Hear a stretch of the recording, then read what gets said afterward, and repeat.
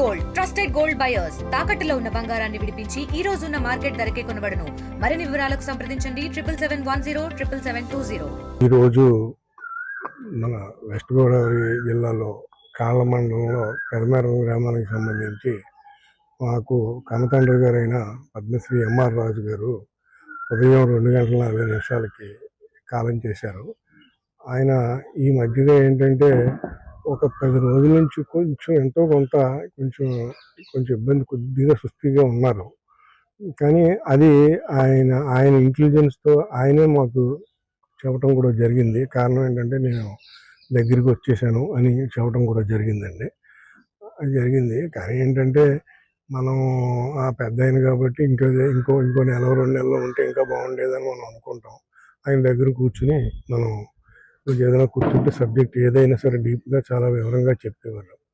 తర్వాత ఏంటంటే ఈరోజు ఈ కార్యక్రమాలు ఈయన సైన్స్ అండ్ టెక్నాలజీ తరఫున కేంద్ర ప్రభుత్వం వారు పద్మశ్రీ ఇచ్చిన కారణంగా వీనికి ప్రోటోకాలు అవన్నీ కూడా అధికార లాంఛనాలతో, పోలీస్ అధికారుల లాంఛనాలతో ఈరోజు అంత్యక్రియలతో కాసేపట్లో మొదలవుతుంది కార్యక్రమం.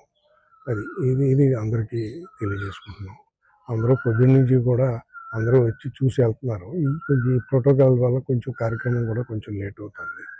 అని చేత మేము కూడా ఎవరిని ఇబ్బంది పెట్టకుండా అందరినీ అలాగే చెప్తున్నాం. చిన్నపిల్లల్ని బాగా ఇష్టపడేవారు ఆయన. అంతేకాకుండా చిన్నపిల్లలు ఏదో చేయాలి, వాళ్ళే జీవితంలో ఫ్యూచర్ సిటిజన్స్ వాళ్ళే కాబట్టి వాళ్ళని కరెక్ట్గా తీసుకుంటే అంచేత చిన్న స్కూల్ స్టార్ట్ చేయటం. తర్వాత వచ్చి క్యాన్సర్ అనేది చాలా ఫ్యూచర్లో చాలా ప్రాబ్లం అయిపోతుంది. అప్పుడు ఒక మంచి క్యాన్సర్ హాస్పిటల్ ఎస్టాబ్లిష్ చేయాలని బాగుండటం ఆ రోజుల్లోనే అంత చక్కగా ఆలోచించాడు ఆయన. చేసి ఇంత పెద్ద ఎస్టాబ్లిష్మెంట్ పెట్టి మరి సమాజానికి ఇమ్మడలేక ఎందుకు ఆయన దీన్ని డెవలప్ చేయలేకపోయారు. తర్వాత ఫర్దర్గా స్ట్రక్చర్ అంటే చాలా చక్కగా డెవలప్ చేశారు, కానీ దాన్ని మళ్ళీ ఇంప్లిమెంటేషన్ చేసి తీసుకొచ్చారు. బహుశా ఏజ్ వల్ల కావచ్చు క్యాన్సర్ హాస్పిటల్ కట్టి ఇంచుమించుగా 10 సంవత్సరాలు మంచి ప్రొఫెసర్స్ని తీసుకొచ్చి నడిపారు ఆయన. కానీ తర్వాత మంచి ప్రొఫెసర్స్ దొరకపోవటం, దాని మీద కమిట్మెంట్ ఉండి చేసే వాళ్ళు ఎవరో లేకపోవటం ఆయనకి ఎందుకో నచ్చలేదు. అంచేత అక్కడ ఆపారు. నిజంగానే అంత గ్రేట్ మ్యాన్.